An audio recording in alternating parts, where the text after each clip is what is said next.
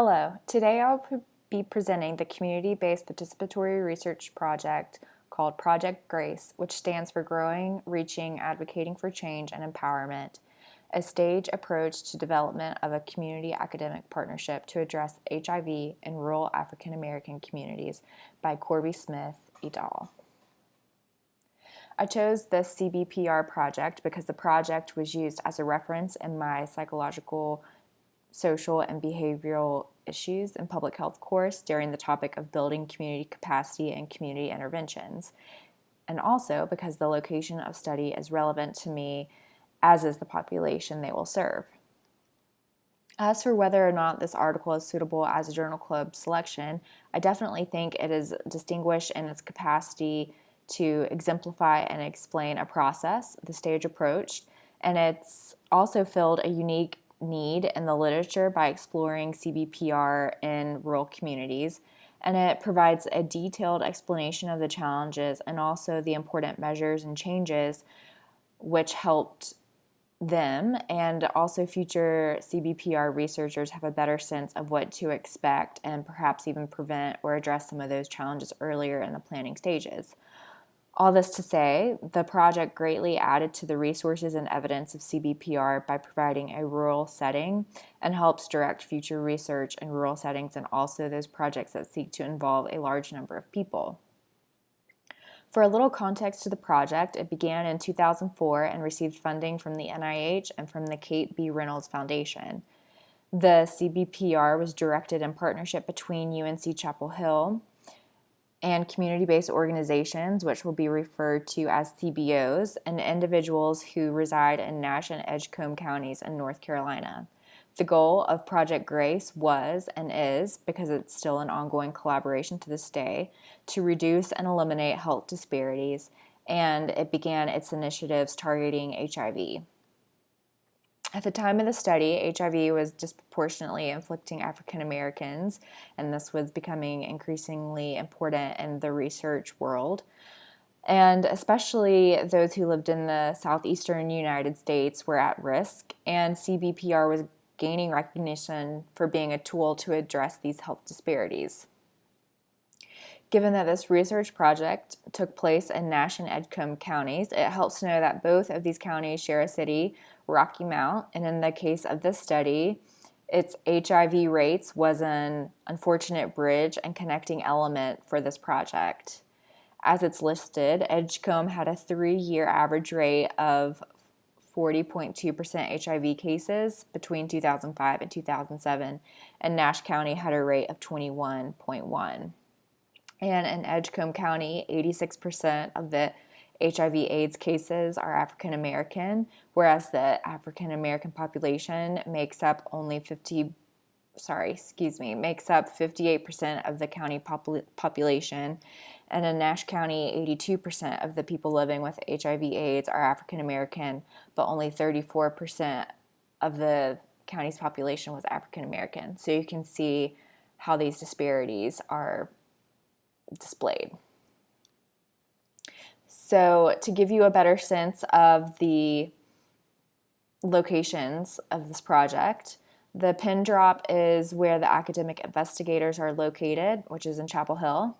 The star is Raleigh, the state capital, just to give a reference point, and the magnifying glass encompasses Nash and Edgecombe counties, so relatively close together within the state of North Carolina.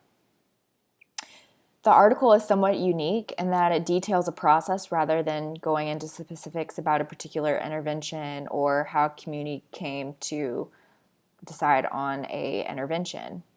The process focuses on the early stages of developing partners, and the focus is only on the first 4 stages because, as the research state, the attention to these early developmental stages was critical to their long-term goal of designing and implementing a successful and sustainable intervention. They also prepare the readers for a discussion on the challenges and successful aspects of the strategies as they pertain to a rural setting and as they experienced. This quote to me really encapsulates the research team's ethos and intention behind the CBPR partnership and its utility. Instead of taking a prescriptive position where the bad things are discussed, the researchers are more interested in the strengths because, as they say, this is the starting point for building community capacity and the resulting efforts of designing sustainable interventions. Also, one of the first things the researchers discussed was that they deliberately set forth a definition of community. They took bits and pieces from earlier researchers and emphasized that for their purpose, the conceptualization of community should feature a collective identity. In thinking about the community, here are all the groups of people who are referenced in the research. Because the article lays out a stage approach, sometimes these groups and their roles can get confusing, so I thought this overview might help to organize the information and the key involvement groups. Here is another overview of the stage approach that the researchers used as informed by research from 1993 and 2002. It begins with the initial mobilization and moves to the establishing an organizational structure and on to capacity building for action, and then finally to planning for action, which we might refer to as the intervention. The bullets listed below are activities that happen within each of those steps, but we're going to dive deeper into those next. To begin with stage one, the initial mobilization, the researchers held open meetings to discuss the funding mechanisms, explore the health problems of interest and expectations of the community-based organizations for working with UNC academic investigators. It was in the open meetings that the community members contributed to the decision to focus on HIV as the primary health concern. And next, the university investigators and the community members together proposed a scope of the project for the grant, which they then received funding for and were able to provide the organizations involved with equal subcontracts and also hired a community outreach specialist. After the open meetings were held, those who were in attendance were encouraged to spread the word in the community and to invite other businesses and individuals. This is actually a reiterative process that reflects upon any representational gaps in the community and recruits new members. So to wrap up the first stage, the researchers mentioned that the primary function of the initial meetings were to share the study aims, explain the CBPR principles, and expectations for mutual collaboration, decision-making, and benefit moving forward. Here's a quick graphic which details the breakdown of the community members and what industries were represented. It's pretty well evened and wide scoping. So stage two, once people became involved and engaged in the topic, the next step was to create the organizational structure. This includes a steering committee, a working committee, and ex officio memberships, which in my opinion is a very useful and significant group as it acknowledges and provides opportunities for interested individuals and organizations to get involved, but it doesn't necessarily let them into a working committee or steering committee just to keep the productivity up, but it does provide other committees with readily available people to fill positions should someone be unable to fulfill their role moving forward. And here's how the steering committee breaks down in terms of industry and specific organizations. Again, pretty diverse in human resources here. Here's some more detail on what exactly the working committee does. And again, though this information is not necessarily needed for this purpose of discussion, I think it's important to showcase how in-depth and detailed the researchers were in explaining the process and what all went into them, because in doing so, a very clear and actionable roadmap can be easily reapplied for future studies. And within stage two, the researchers involved community also set operating guidelines and bylaws and instituted core values which reinforced these key CBPR principles, which are bullet listed to the side. Moving on to stage three, the capacity building for action step. The project completed a 4-day workshop on changing racisms and other isms, a personal approach to multiculturalism. The workshop was presented by Visions Consulting Group, which is actually located and operating in the community, and their involvement in the project continues in other functions, but this training is repeated to ensure group cohesiveness and dedication to the work. The stage also includes CBPR documentation and evaluation and includes a mention of their annual retreat and its purpose, which we will explore in a few slides. Here is some more detail on the workshop provided by Visions. 2 points that are worth mentioning are that the community actually advocated for these trainings and ongoing consultation from Visions, and that the outcome of the workshop is to help members recognize forms of oppression, which can be a major influence on the spread of HIV, and also see how different forms of oppression can operate with and in between the members of this project. The annual retreats are another form of capacity building and connection establishment in that they served as a dedicated time for everyone involved to come together and to review their progress and identify goals for the new year. It also provides an opportunity to strengthen, prioritize, and reaffirm their shared vision. And for the CBPR process evaluation, the Visions consultants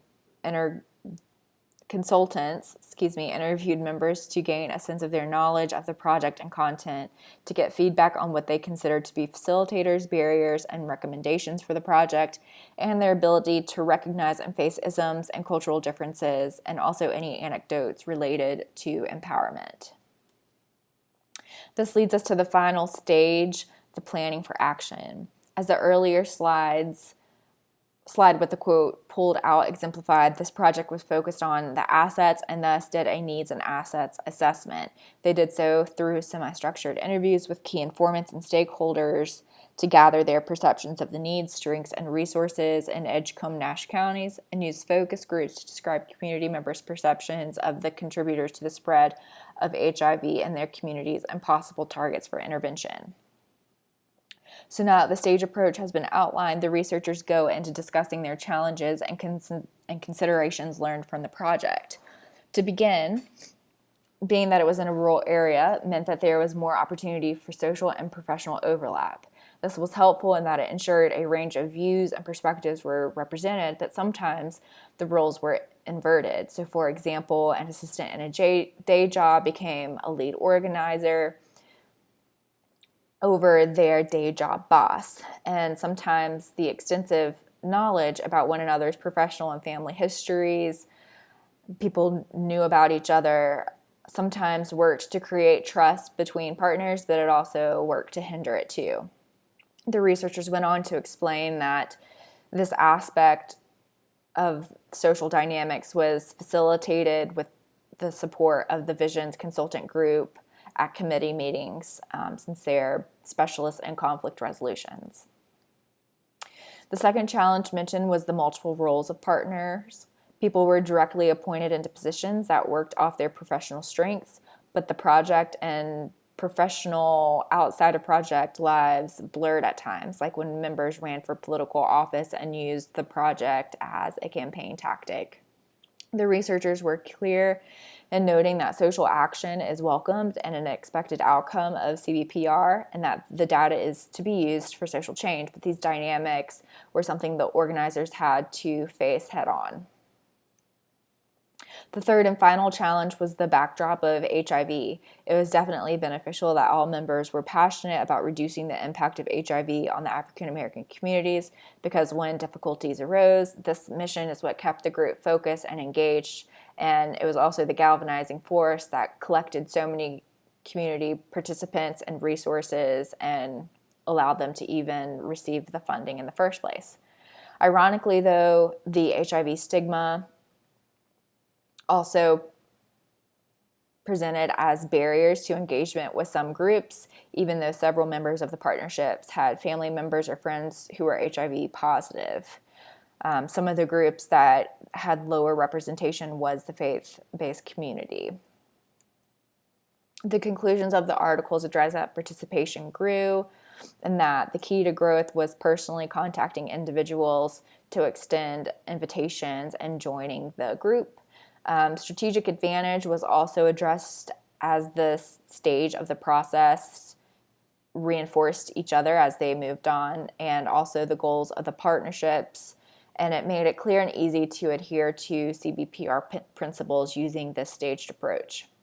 And finally, that prioritizing partnerships and the development of collaboration was attributed to enhancing the intervention, development, and evaluation activities that were not mentioned in this article, but that soon followed.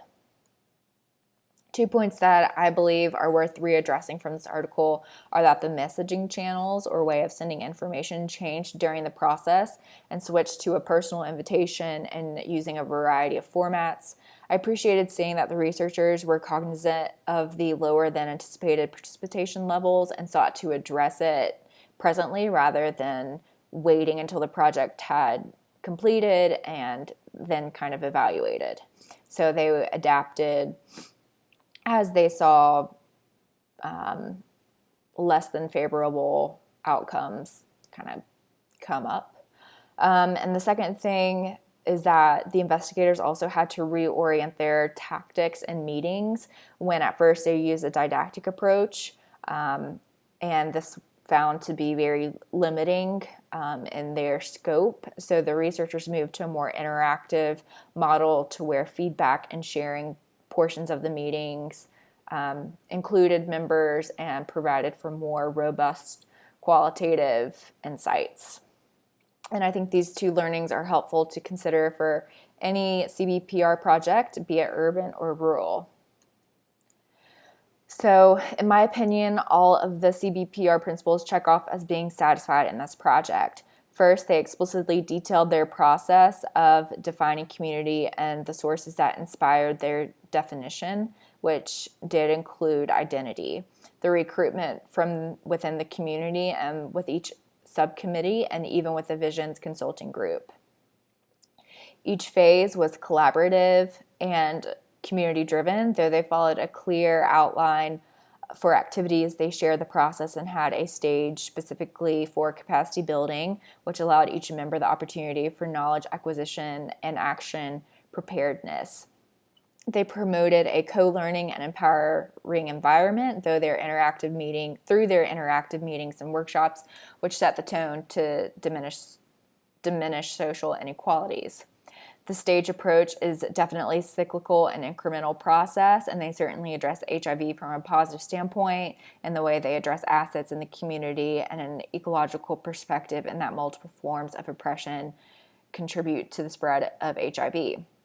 Though there is no discussion on the intervention, the diverse meetings and trainings and recruitment of participants provide plenty of opportunity for sharing information and findings to all who are involved, and was made easier through the process of the listserv and the electronic newsletter.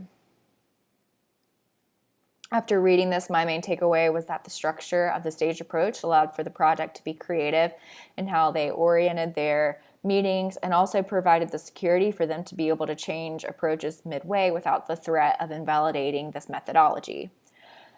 The maintained awareness of the social dynamics, which will be important for future CBPR research in rural communities to consider, and even describe the scenarios and providing examples for better training, was also very advantageous of the researchers. All in all, I believe this is a very useful guide for partnership building, that is, if the monetary resources are provided for. I would imagine that not everyone and every project has the capacity to bring on a conflict management and evaluation team. It was clear, though, that this project focused on developmental processes, quality improvement for project-specific efforts and for future projects, and on involving, teaching, and empowering the community they worked in. So my questions to the group are the following. Is the annual retreat enough for the evaluation? Since it is primarily qualitative feedback, can you think of any quantitative data that can or should be included in the evaluation? Second, are there any measures that can be taken to prevent the social muddying of the social, political, personal life of the project? This question is presented in an ethical lens. And finally, if a budget does not accommodate for a conflict resolution consultant, what can researchers, lead investigators do to decrease biases, oppressions, and the like? In the conclusion of the study, I wanted to share a few related resources which might be of interest to you. The first one is an article on Project Grace intervention that resulted from this planning process. The second article is by the same author and describes some interesting data collection associated with the project. And finally, the last article is one on Project Grace's current project focus, which is on addressing cardiovascular disease. That concludes my journal club presentation. Thank you, and I look forward to reading your discussion post.